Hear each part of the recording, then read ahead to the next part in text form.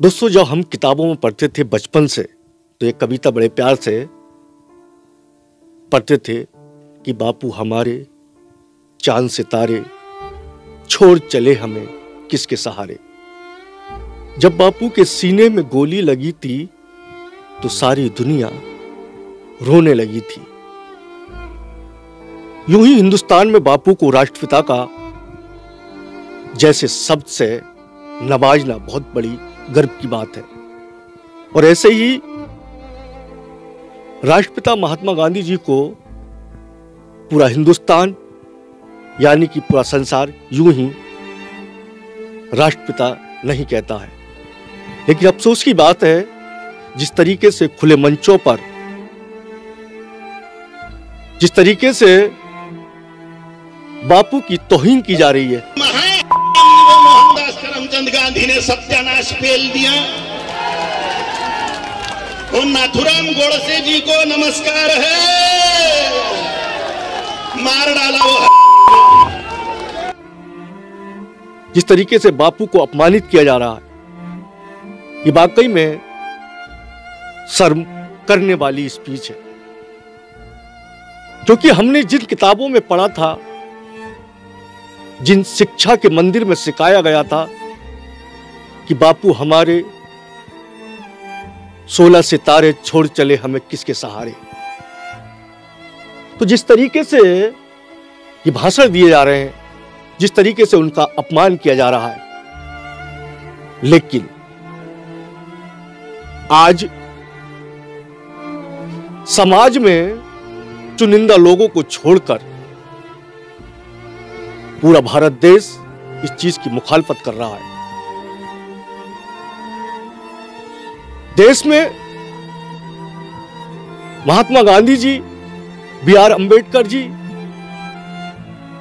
दक्षिण अफ्रीका के Nelson Mandela जी और मुसलमानों के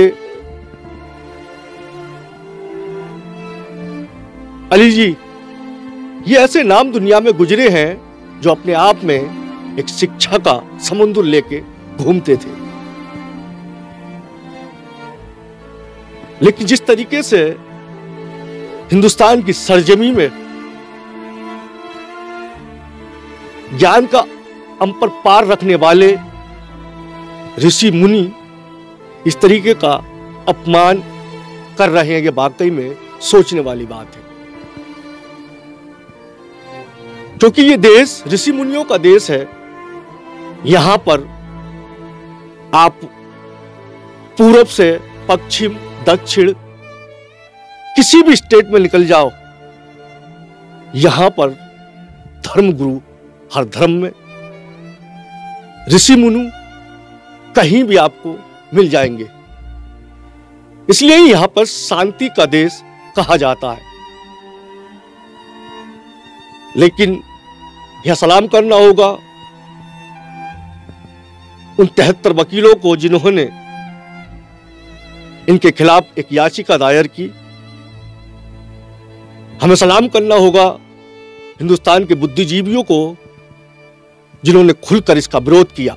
हमें सलाम करना होगा यहां की मीडिया को कि यहां पर जिस तरीके की भाषा का इस्तेमाल किया जा रहा है, यहां पे हमारी भारतीय मीडिया ने न केवल उनकी बातों को खंडन किया, बल्कि अपनी शुरुआती कवरेज में पूरी तरीके से उनका विरोध किया। लेकिन मैं निवेदन करना चाहता हूं